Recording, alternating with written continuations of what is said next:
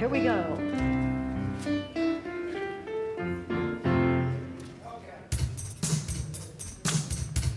All righty.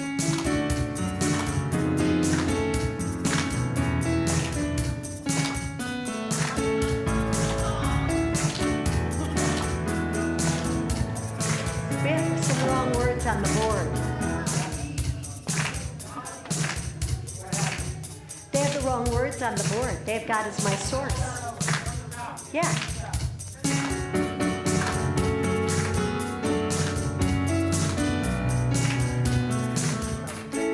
I see joy, I see peace, I see the goodness surrounding me. I see love in every breath I breathe.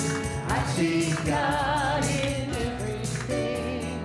I see happiness, I see freedom. I see the beauty that lives in me. I see perfection in what life brings. I see God in everything. Yeah, I feel joy, I feel peace, I feel beauty surrounding me. I feel love in every breath I breathe. I feel God in everything. I feel happiness, I feel freedom. I feel the beauty that lives in me. I feel perfection in what life brings. I feel God in everything. Yes, I know joy, I know peace, I know goodness surrounding me. I know perfection in every breath I breathe. I know God in everything. I know happiness, I know freedom. I know the beauty that lives in me. I know perfection in what life brings. I know God in everything. I know God in everything. I know God in everything.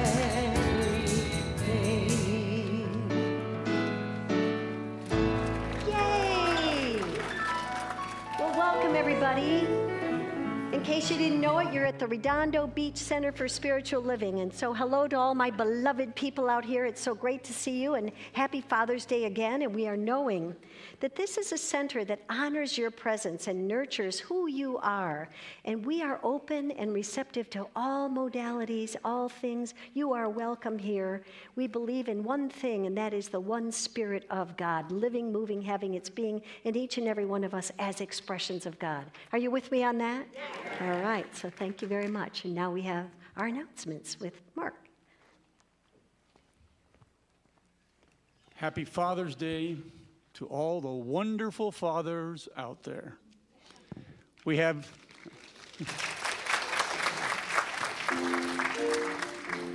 quite a few events going on last Sunday, and thank you to all the volunteers. Everyone had an amazing time. Today, we are celebrating Juneteenth with live music and great food. Come and join us after the service in Richelieu Hall. I'd like to have Reverend Catherine come up and tell us a few extra things. Just a little bit of logistics. We have plenty of food for this event, but we're going to eat the bulk of our food when everything is over. We've got a great program planned, and I'm so looking forward to being able to do it. But we'll have snacks and stuff out for after service and during the program. But the big food, and we have lots of it, is coming afterwards. Thank you all for that are bringing food and that you're coming to this event. I'm looking forward to it. Thank you.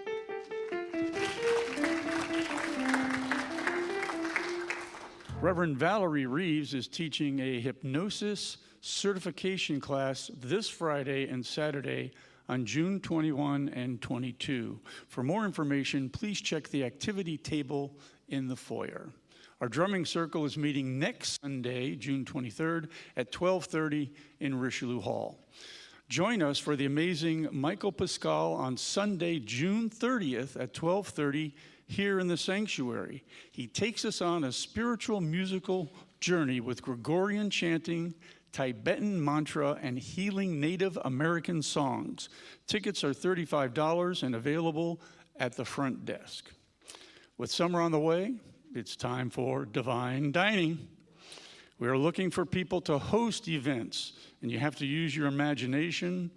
You want to have a movie night, boat rides, game night, dinners, parties, or other fun things. Talk to me about being a host, and I'll help you organize, and we'll check the church calendar and get you a good date so a lot of people can have a fun time at your Divine Dining. We are already looking ahead to our huge Hidden Treasure Yard Sale in September. Please sign up in the foyer if you would like to be on the committee. The committee organizes and plans the event, and you become an intimate part in that wonderful yard sale. We are inviting you to help cover the cost of the restoration project to repair damage from the flooding of our boardroom and offices due to heavy rains earlier this year. Check out the posters in the foyer. Your special contributions are welcome, and I know that money is coming in, and I thank you very much. Our Science of Mind class is on Sunday mornings from 10:15 to 10:45 a.m. Join us for the taste of Dr. Ernest Holmes in his book, Living the Science of Mind. We offer 2 weekly book study groups for free. For more information, ask at the front desk. Our yoga class will be on break for the next 2 weeks and will continue Tuesday, July 2nd. A big thank you to all our wonderful volunteers. We couldn't do it without you. We still have opportunities for people to join our tech team. Let's have a big applause, please, for the volunteers. Yes, thank you. Now we have some inspirational music to prepare us for our invocation.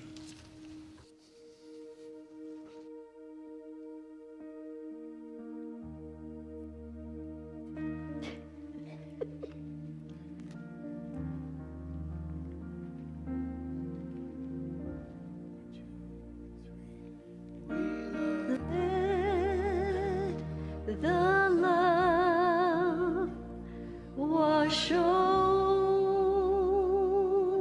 us. We let it be.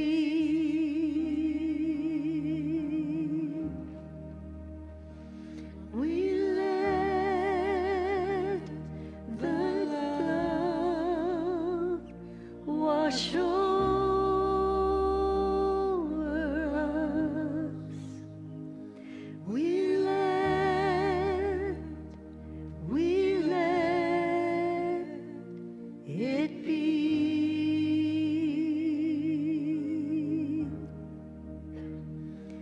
We let the love wash over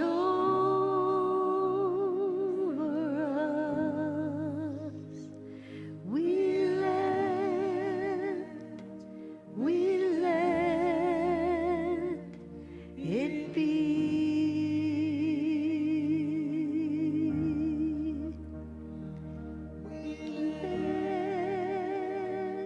We let it be.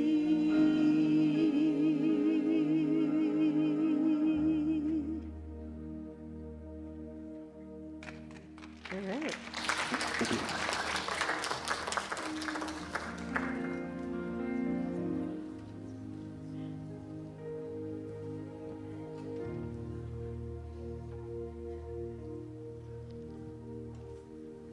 Let the love wash over us, and let it be. Let it be. Beloved presence, we come together at this moment of celebration, this moment of opening to all there is, and allow the love and the peace to simply wash over us. It is a divine day, and everything that flows from this moment on is in absolute divine order. Everything is happening exactly as it should.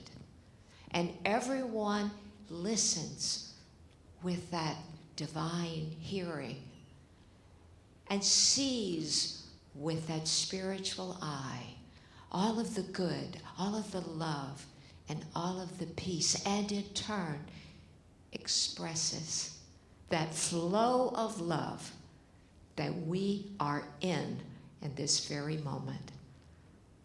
And so as we prepare ourselves for this wonderful service to flow, we simply allow this moment to be at peace and to breathe in and know that all is truly well.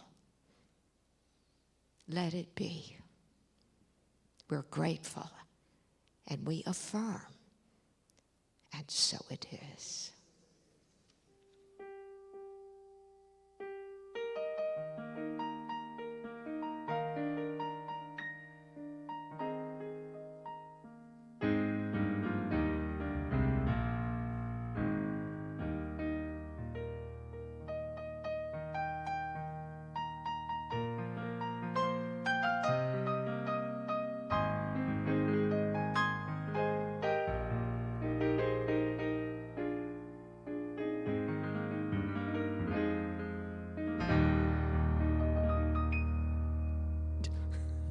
Thank you.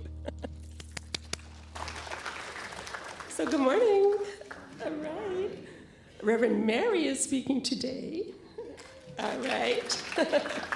And the topic's living courageously.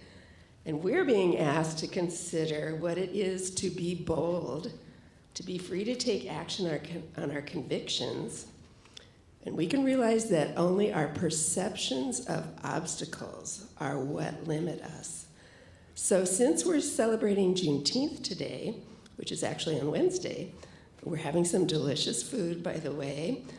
I'm reminded of a bit of Civil War history from my dad's family. And I mentioned it a few years ago, but it really fits with what you're looking at today. So my great-grandfather was Thomas Busby. He joined the Union Army at 17 and served until the end of the war. There in Illinois, it was known as the Army of the Southwest, and it was responsible for pushing the Confederate Army out of southern Missouri and into northern Arkansas. The major battle Thomas fought in, we visited the battlefield, it was the Battle of Pea Ridge in North Arkansas.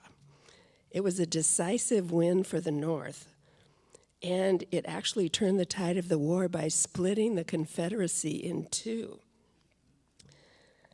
The areas of the Mississippi and the areas of the East were separate.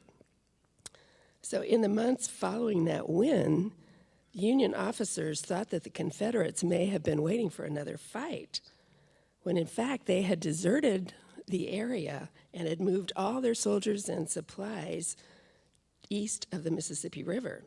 So in another month, Union General Curtis realized they were gone and that Arkansas was no longer protected. He directed a daring march into Arkansas and across the state, also ending slavery wherever he found it.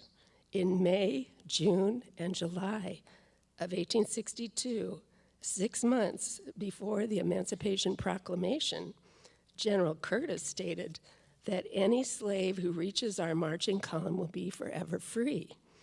Word spread like wildfire across the eastern Arkansas, and within days, thousands of people, men, women, and children, lined the dusty roads ahead of the Union Army. One Union soldier counted 4,000 people in one day. They poured into towns where the Army happened to stop for the night, and as the Army of the Southwest tramped toward the Mississippi, it was followed by an immense and ever-lengthening trail of people of all ages, carrying their possessions and thousands of farm animals like sheep and goats. Another Union soldier said, "Now I know what Noah's Ark must have looked like." So emancipation occurred last in Texas on Juneteenth, but began first in the summer of 1862, months before the Emancipation Proclamation became law. So these examples of courage, Thomas Busby's decision to serve, General Curtis' decision to make an early declaration of freedom. Both took measures of courage, and we can't know how our thoughts and actions will affect the world, but we can choose to follow Spirit's guidance. It's intuitive, and we can feel it.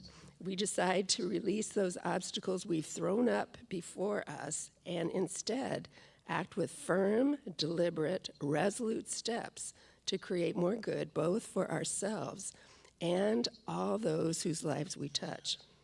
So please affirm with me, I am guided by Spirit to live boldly. And so it is. Thank you. All right, thank you. So Donna Miller, you are next. Thank you for being here.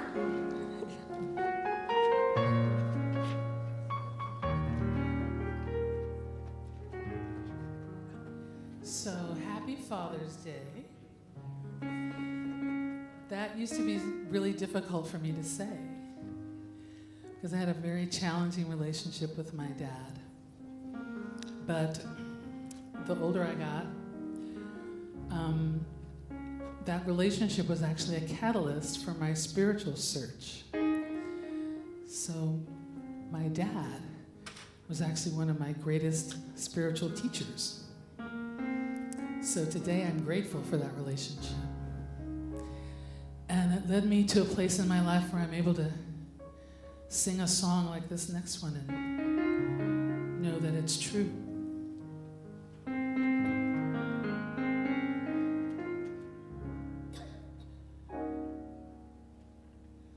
Where I am, God is. Where I stand,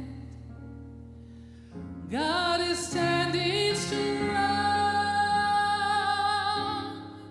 Where I breathe, God is breathing life in and out and through me. As me, where I sing, God is. Where I dance, joy lifts my feet. Where I live, beauty's flowing free, in and out and through me. As me,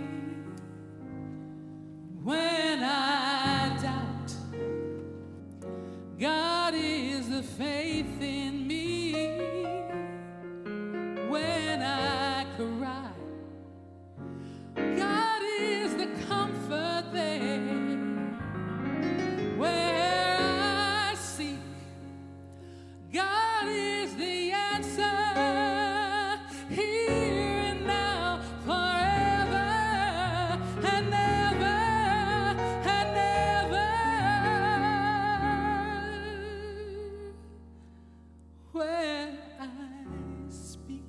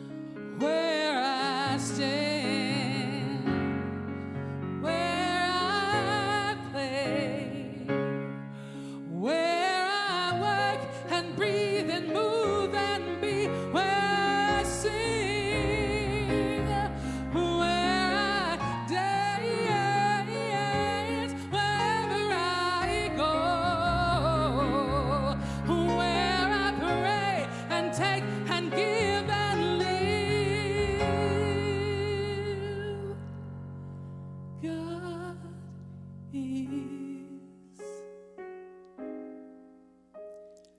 Life is.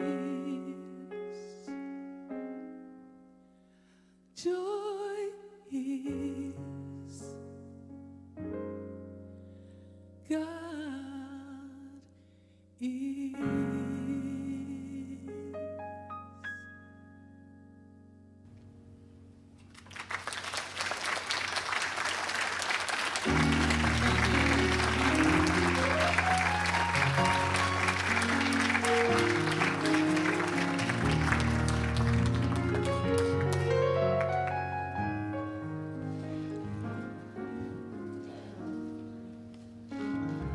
Wow, that was really moving. Thank you.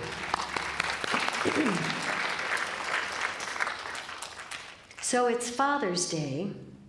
It's about to be summer solstice, and we're also celebrating Juneteenth. So we have a lot of things going on. But first and foremost, today's Father's Day. So a little boy was asked, hey, what's the difference between Mother's Day and Father's Day? He goes, oh, I know the answer to that. It's simple.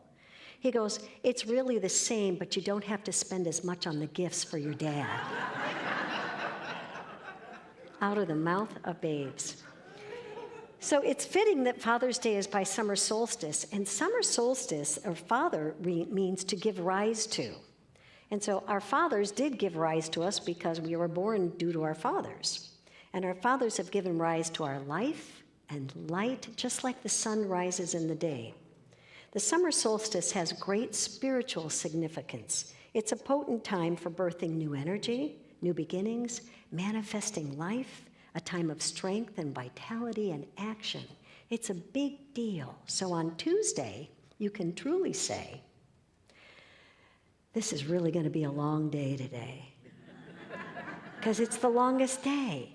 And it seems so odd that it comes so quick, and I love that it's light out. I don't know about you, but I love that it's light late at night, because my walks can go later, etc. But today I'd like to explore the idea of living courageously and the art of being brave. And I love what Donna said, that it's a very intuitive thing that you feel about in situations. And I don't know about you, but probably you can have examples in your life where you have faced something courageously, where you didn't even know you had the spunk or the might or the whatever to even deal with a situation. Anybody else? And sometimes we think, boy, oh boy, we're faced with these situations, and we think, I don't know how I'm ever going to deal with it. And somehow you did, didn't you? Somehow you look back and you say, I made it through that, and I didn't even know I had the capacity to do that. So what is that thing? What is that thing of courage or bravery? It takes us beyond the moment, doesn't it? It takes us beyond whatever it is we're experiencing, and it goes into like almost an otherworldly thing. If anybody's ever had a diagnosis that's scary, or you've been fired from your job, or your relationship ends, or whatever it is, you're faced in that immediate scary moment like, wow, life is going to change for me. But yet somewhere deep down inside, there's something that says, I got this. I got this. And what this teaching reminds us is that there's a power that is not only the center of the universe and the center of all things that we're one with, it is the very power that we're using. And I don't know about you, but sometimes I forget that. And it's important to remember we're not alone. We have a power that says, you are created in the image and likeness of me. And you have at your disposal all of that power that you can use to apply to whatever it is you're faced with. Now, it doesn't mean that, our thinking really does create our circumstances. It creates our experiences build, and then we start to learn a pattern from our experiences. But that doesn't mean it has to stay that way, because facts don't remain the same, do they? Facts can change, but the truth never changes. And the truth is that you can shift energies as quickly as you want to. And it doesn't mean that situations don't happen that might challenge us, and they do. But guess what? Just like Donna was giving an example about her dad. She might have had a struggle in the relationship, but he became her best teacher. And I bet everyone in this room can say, you know what? Some of those difficult times became the time when I could really dig deep and I really knew what I was made of. And there may be other times when you blew it. It's okay. It's okay. You just have to re-educate yourself on what your potential is. That's all it is. Courage doesn't mean not being frightened. It means being frightened and doing it anyway. And that's a big step, because sometimes we get paralyzed by fear, don't we? We're like, ugh, I don't want this change. I don't want this situation to happen. But it's there, and we have to deal with it. And it's immediate sometimes. And it's like, just got to deal with it. Just have to deal with it. Courage involves taking action in spite of that, in spite of all the things that you're frightened of. So throughout our lives, we're going to encounter obstacles. We're going to encounter things that are going to challenge us. That's the way of life. This is Earth School. That's what we're here for. We're here to do soul growth and to learn things. Now, some of us may want to just live in our comfort zone and not be bothered by anything, so we don't want to be challenged. And what happens? You don't live your life to the fullest, and you don't feel alive a lot of the times. Nothing like feeling alive when you're faced with a catastrophe, right? When you're faced with something that's really intense, guess what? All of a sudden, all your senses are on high alert, right? Aren't they? So when we associate bravery and courage, a lot of times it's about heroic deeds.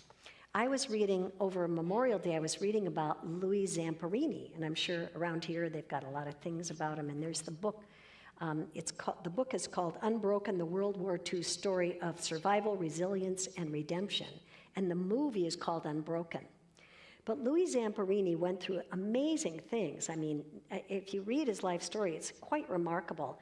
And he went to Berlin for the Olympics, and he didn't make it, but he tried out for it, and he did swell, and then he entered into the army, and then his plane was shot down, and he lived on a raft for 4 weeks, and several of the guys on the raft died. I mean, he just made it through unbelievable things, and then one more time, he got taken in as a prisoner in Japan. And he went through very torturous things that most of us couldn't have sustained. We couldn't have made it through it. And in the end, he got out, and he came home. And originally when he came home, he took to alcohol. He started to drink. He was so bitter about everything that had happened to him in Japan. And then one day, he found God. He listened to Christian talking and speaking and lectures, etc. But he decided that the only way that his life could go on was that he had to forgive his captors. So he went back to Japan, and he found 2 of the guards, and he forgave them, person to person. And he said they're part of his life now. He forgave them. And the one guy that was really, really mean to him would not see him. He wouldn't see him. So most of us would say, okay, it is what it is. No, he wrote a letter. He wrote a letter to that guy saying, I want to let you know I forgive you. And he didn't forgive just for him. He forgave for himself. And that took courage. It took courage to let go of that, because sometimes when stuff happens to us, don't you feel like, why I oughta, those people, you know what, don't you? I mean, sometimes you go, I hope they get their comeuppance. No, you don't want to do that anymore. Now you get to re-educate yourself, and you get to say, you know what? It doesn't work like that, because what happens then? It all comes back to you anyhow. It's just, everything's energy and frequency, and it's all going to come back to you anyhow. So the quicker you get into the forgiveness role, or take the step to do the big thing, even when it's a super hard challenge, you know, it can be hard. Along with heroic deeds, there's many small things that we all do. I mean, you do little things where you say no, and you set your boundaries in certain situations where people go, can you do this, can you do this? And you have to say no. And sometimes it takes courage, especially when you have friends that are bullies, and they go, come on, you can do this. And you're like, no, I don't want to do that. And so it's like knowing who you are and understanding. It's about being mindful and knowing. And then there's other things like speaking up in a meeting or doing something that you're frightened of doing. I remember diving off the high dive when I was a kid. We were terrified. And we did it, but it was like, it took me all day to work up my gumption. Now, I don't know why, because guess what? I don't know about you guys, but when I was a kid, we used to jump off garage roofs. Oh my Lord, my mother would be in the kitchen having a heart attack. We'd be like, hey Mom, look at me, and we'd jump off the garage, and they'd be like, oh my Lord. So they kind of changed that. But I wasn't scared to jump off a garage roof, but a high dive, oh my Lord. Gosh, I was like shaking in my boots, but we did it. This teaching reminds us we're not alone. We're not alone. You're created by a power and a presence that you always have access to. And I don't know about you, but that's the key, to tap into that and remember, you know what? I'm not doing this by myself. Remember in the Bible it says, I am with you always. And to remember that and to know that, you can even just use that as your mantra if you're going into a scary meeting. Say you're going into a doctor's thing and you don't know what's going to come out of it. You just say, God is with me always. I'm in the presence of God, and I am centered in this God source. So let's look at a couple ways to develop courage. One of them is to maintain a healthy perspective. Spirit is never wrong. Spirit is perfect. Everything that occurs in your life is not due to spirits being imperfect. What's it due to? Our thoughts. Our thoughts go a little south, our feelings, our experiences, and we start to develop a pattern. And maybe that pattern isn't taking you quite down the road that you want to be on. It's important to be mindful of it. Just pay attention. Just think about what you're thinking about and look at what it is. Whatever occurs in our life is an end product of that thinking and feeling. So it is just a matter of re-educating ourselves and saying, I used to be in agreement with that thing, and that's no longer who I am. Reverend Dr. Peggy Bassett has this beautiful quote, and it says, expectancy is our imaginative participation in future possibilities. Our imaginative participation in future possibilities. When we have an expectation of things happening, they happen, don't they? Because we're looking for it. When you've lost your keys, I don't know about you, but sometimes I'll go through the drawer, my Fibber McGree's drawer is what I call it, and you'll go through the drawer and you'll go, oh, there's that thing I was looking for. You didn't find your keys, but you found, oh, there's that long-nosed pliers I was looking for. It's like, oh my gosh. So when we look for something, we're looking for it. We have an expectancy that we're going to find it. Now, that could be used in a good way, and it can be used in a negative way as well, right? Because when you get, oh, boy, I bet I'm going to get fired. I could tell by the look on his face, and they're cutting people loose. It's going to be me next. I just know it. What do you think happens? You've now sent that energy vibration out there, and you're going to attract it like a magnet. So our expectancy is our imaginative participation in future possibilities. And guess what? We can use that as a catalyst for our courage. We can use that and say, you know what? That guy may have a diagnosis for me, or you, or whoever. But guess what? It's not the end-all be-all. There's been miraculous healings all over the world, spontaneous healings all over the world. Why not me? Why not me? There have been people that have had windfall profits on crazy, crazy ideas. Why not me? Why not me? Why not think about it that way?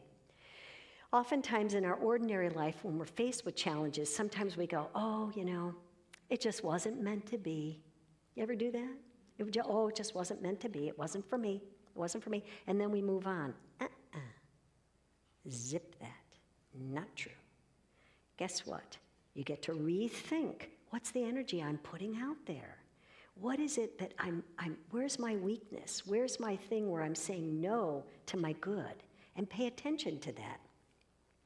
At any moment, we can turn our lives around and be courageous and realize that everything is boundless if we want to make it so. And that's how it works. Another idea is to identify your strengths. In order to see better in our lives, we have to be better. And that means pay attention, read, meditate, use affirmations, hang out with uplifting people. I don't know about you, but sometimes we're with friends that are kind of negative, or they're going to talk about the news and all the crazy stuff that's going on, and then how you feeling after that? You know, we don't want to hang out there. You want to hang out in that higher vibration that's really supporting life. You know, I want the friend with me that goes, oh, you got this, don't worry, you can do this. You don't want to be with the people who go, well, you know, did you ever think about it?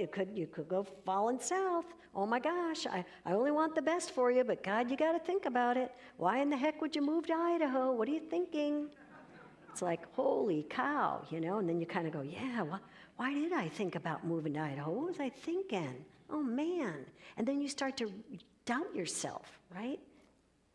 Don't want to deal with that. I was thinking about this morning, my ex's grandparents were these amazing people that came from Russia. And Marie and Alec, and they weren't married at the time, and they didn't really even know each other. Alec was friends with Marie's brother. And Alec left Russia and was leaving to avoid the war. And there was a whole group of folks, I don't know how many, but it was over 40, and they had to cross some intense river that had rapids in it.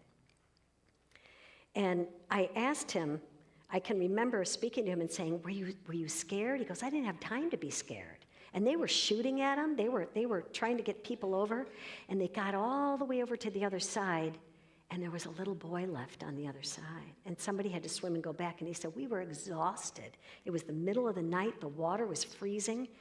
He swam back and got that kid and came back. Now, he could have been swept away. He could have been shot. All kinds of things could have happened. He said, I didn't think about it.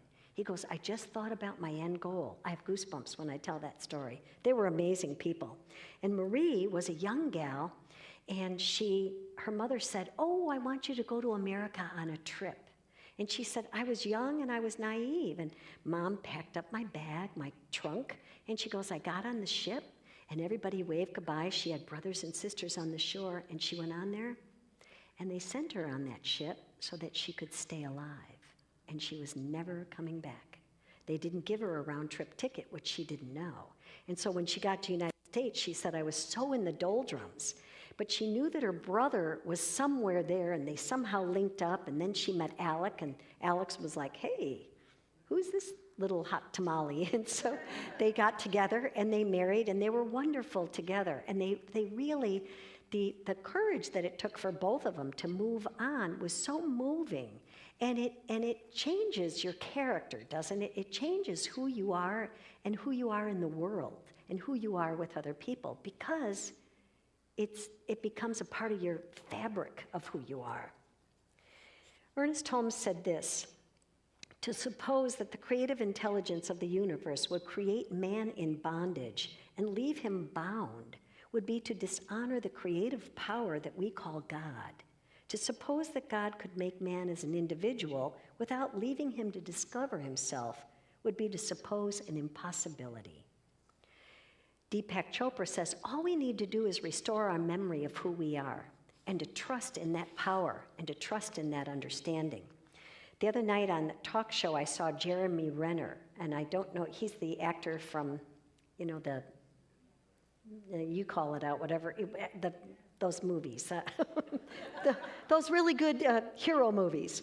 At any rate, he had an accident with a snowcat, and he was by the lake there, and he was saying that there was 12 feet of snow, and he was going to be the hero and try and dig people out, and the thing flipped on him, and he broke 37 bones. He said his eyeball was popped out, and he said 14 ribs were broken, and has all kinds of metal plates here, there, and everywhere. And he said, I learned so much through that experience. And he said, I've learned I'll never have a bad day again. Think about that. I'll never have a bad day again. And he said, my only focus was on breathing, because he said both of his lungs were punctured, and he couldn't take a breath. And so all I did was, I just focused on breathing. And so when they got him there, it's by the grace of God, this guy is alive. And he said, I learned so many lessons, and it made me dig deep and realize my spiritual connection with things. Now, we all don't need a snowcat to flip over on us and break all our bones to learn that. But that's what he experienced. That's what he learned from it. So knowing that this courage is for good. And these circumstances that come into our experience are always for good. And when we know that, we have the ability to just draw on this source power at every moment, at any circumstance, any situation. And we don't have to see doomsday in it. We can see wonderful things occurring out of it. It's about our expectation. Where do we want to go? Where do we want to take it? How do we want to live? And do we want to live frightened and, okay, I don't want to rock the boat? Or do we want to live freer and fuller in our experience? I want to share this with you because I read this cool article. This woman's name is Shani Yeo. She's a happiness scientist. A happiness scientist. She enhances the well-being and performance of leaders and teams using positive psychology. Well, wouldn't you like to hang out with her?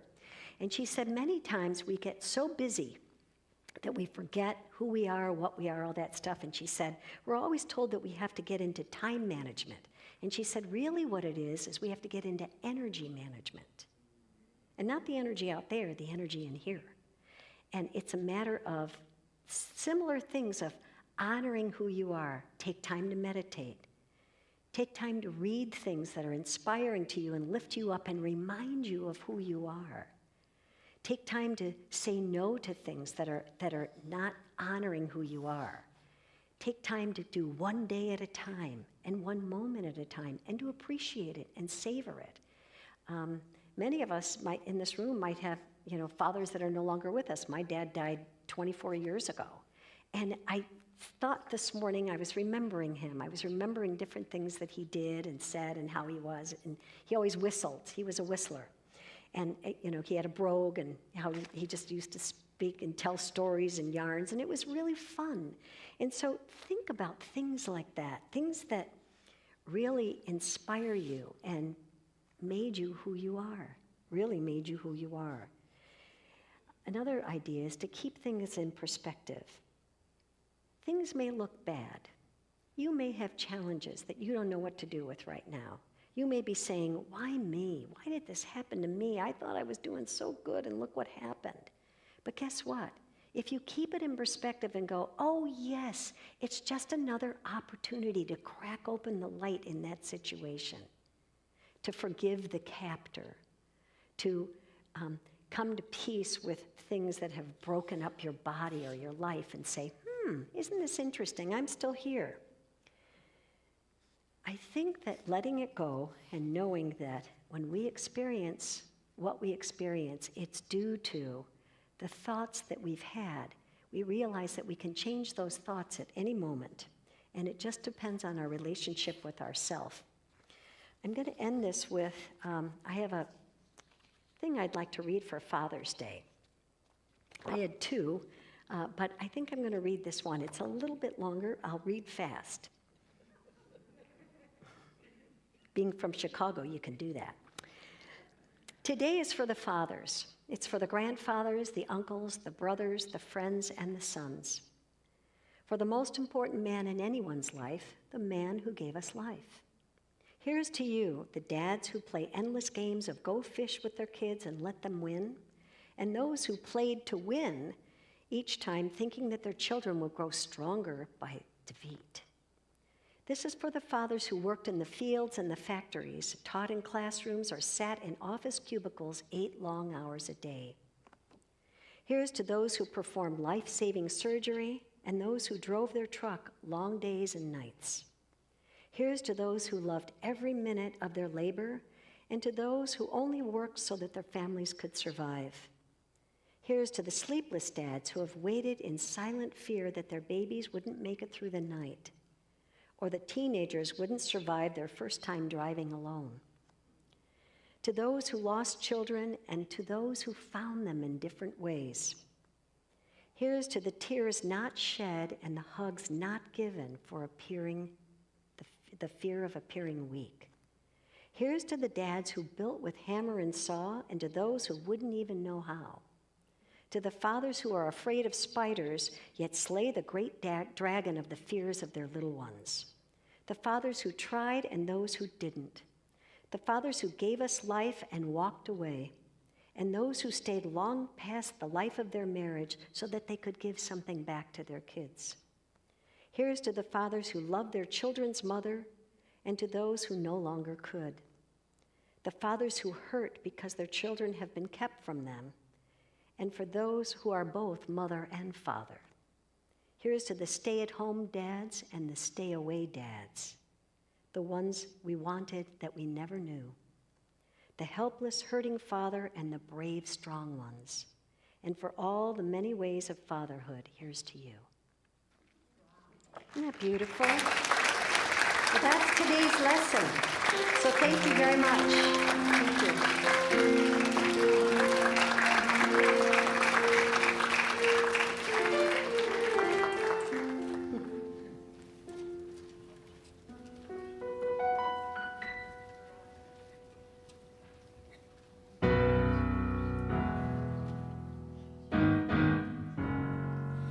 When the sun won't shine and the words don't rhyme and there's mountains you can't move, something's on your mind and it's been some time since you felt like you were you. When it all caves in, feeling paper thin and the pain might cut right through. Whenever you don't know just what to do, a child, lift up your head. Oh, child, lift up your head. Oh, this trouble's only gonna last for a while. Yeah, we're gonna be alright. Oh, child, lift up your head. And the light's gonna find you. Yeah, the light's gonna find you. When you feel like you ain't got a friend, and you wonder if you're ever gonna smile again, every little thing's gonna be okay. I know that you're gonna see better days.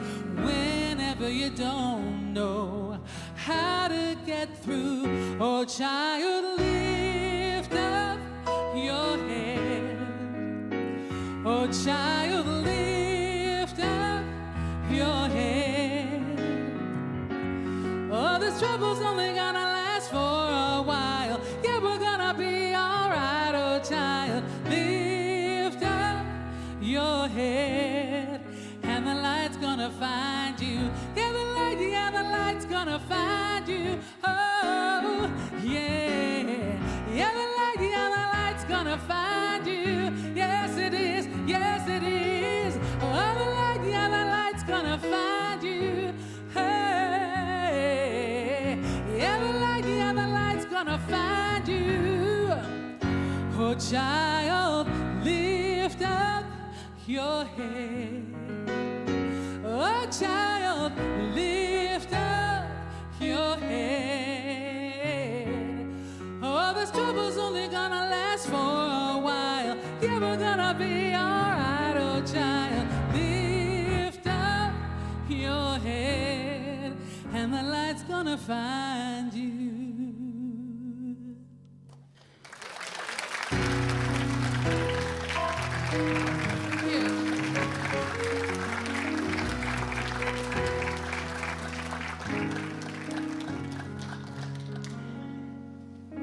Okay, this is the time of our sharing of our treasure and our gifts. And so I encourage you to take your gift in the palm of your hand and please repeat with me. Divine love consecrates my gift. It goes forth to heal, to bless, and to prosper all those who give and all those who receive. I rejoice in the sharing of my good, and I release my gift with love, and so it is.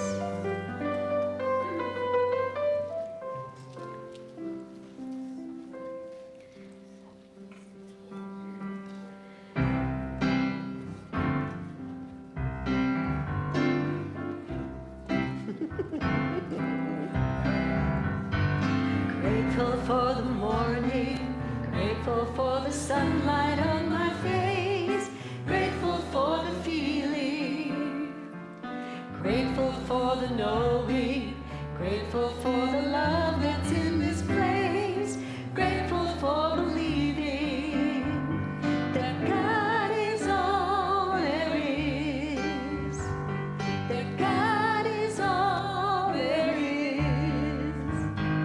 Grateful for the morning, grateful for the sunlight on my face, grateful for the feeling, grateful for the knowing, grateful for the love that's in this place, grateful for believing that God is all there is.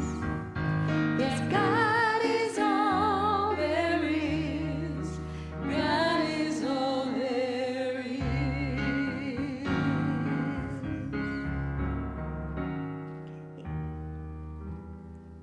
Yay.